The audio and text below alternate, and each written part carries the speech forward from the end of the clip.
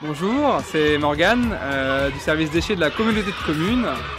Et avec mon collègue Rémi, dans le cadre de la CERD, nous sommes aujourd'hui à la cantine 10 heures sur Creuse pour tenter de lutter un peu contre le gaspillage alimentaire. Allez, suivez-moi. Ah mais je vous attendais, le service il va commencer. Est-ce qu'elle est bonne cette salade? C'est bon, hein?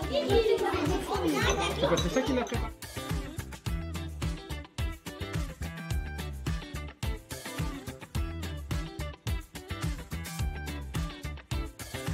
Donc là, le service est terminé, la plonge est en train d'être faite.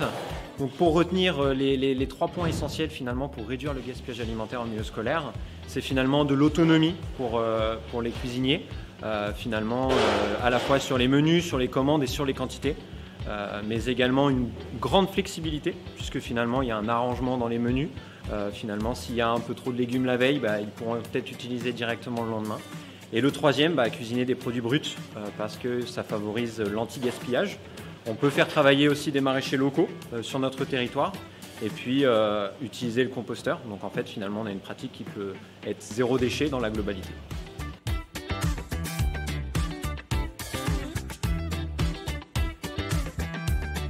Tout d'abord, moi je suis absolument satisfait d'avoir Patricia Sibilo comme chef du restaurant scolaire, du fait qu'elle est complètement autonome. Elle a compris l'intérêt qu'on a de bien faire manger les enfants sans pour autant dépenser des sommes faramineuses.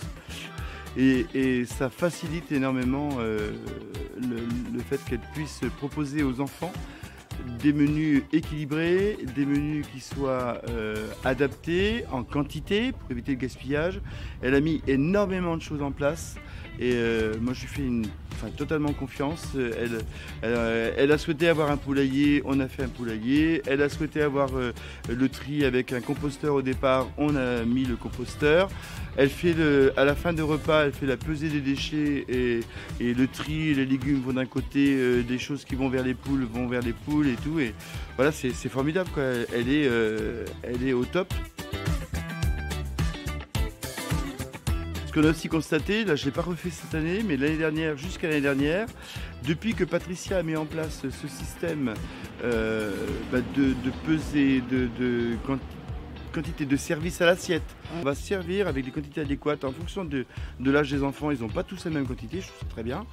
Et depuis que Patricia a mis tout ça en place, on a diminué de 20 centimes d'euros la part d'aliments dans le prix des repas.